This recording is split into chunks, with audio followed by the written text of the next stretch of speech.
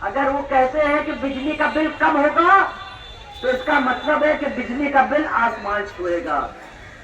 अगर वो कहेंगे कि सूद का दार नहीं बढ़ेगा तो पता चला कि बुनकरों के हाथ से सूद निकल गया, अब वो सूद खरीदने की स्थिति में नहीं रहा। तो ये जो झूठ बोलने वाले लोग हैं, आज यही सरकार योगी और मोदी मिलकर के ये नया मीटर लगा रहे हैं। आपके गांव में लग रहा है मीटर? स्मार्ट मीटर लग रहा है कि नहीं लग रहा है? लग रहा है ना? सवाल नहीं है। वाराणसी जिले के प्रधानमंत्री के आगमन से एक दिन पहले ही देख सकते हैं लोग रोजी रोटी, स्मार्ट मीटर, किसान मनरेगा, कई ऐसे मुद्दों को लेकर के वाराणसी जिले में शास्त्री घाट पे धरने बैठे हैं। कल आगमन होना है इस क्षेत्र के प्रधानमंत्री नरेंद्र मोदी, उनके साथ आ रहे हैं मॉरिशस के प्रधानमंत्री, लेकिन उससे धरने से एक दिन पहले ही शास्त्री घाट पे कई मुद्दे के मांगों को लेकर के बैठे हुए हैं। हमारा तो महीने भर का अभियान चल रहा है। हमारी पार्टी के मंत्री कॉमरेड सीताराम येचुरी का देहांत पिछले साल 12 अगस्त को हुआ था।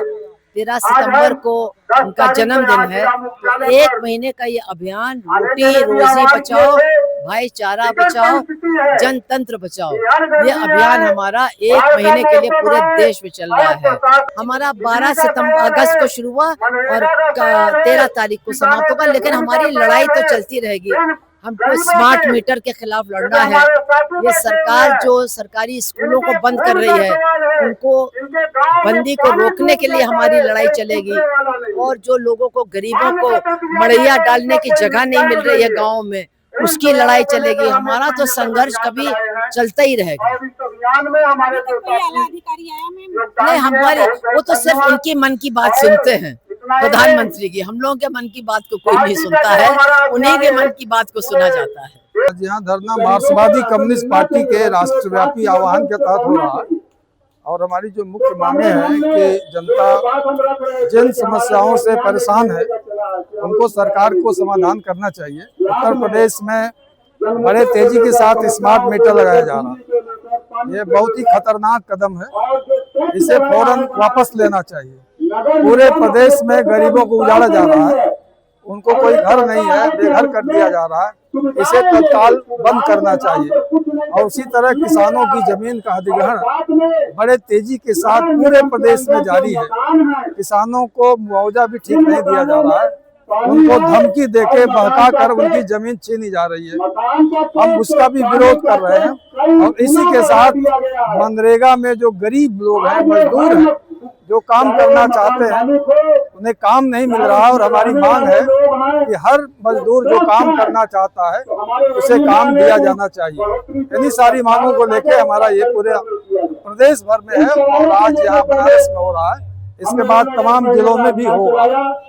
आंकड़े बताते हैं कोई रोजगार नहीं है, बेरोजगारी बढ़ रही है, लोगों के पास आमदनी कम हो रही है, गरीबी बढ़ रही है, कहाँ रोजगार दे रहे हैं। अगर रोजगार देते तो ये जो लाखों लड़के जो अभी परीक्षा देने के लिए बिना खाए पिए भूखों ट्रेन में भूसे की तरह, जानवरों की तरह एक पे एक खड़े होके गए हैं, ये दशा नहीं देखने को मिलती। ये झूठा प्रचार है, कहीं कोई रोजगार नहीं। बनारस का जिला प्रशासन, पुलिस प्रशासन पूरी तरह से लापरवाह है।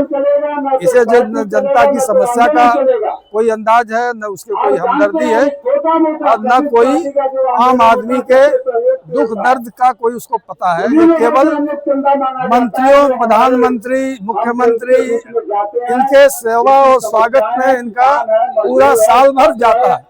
यही स्थिति है कि पूरे बनारस में अराजकता है।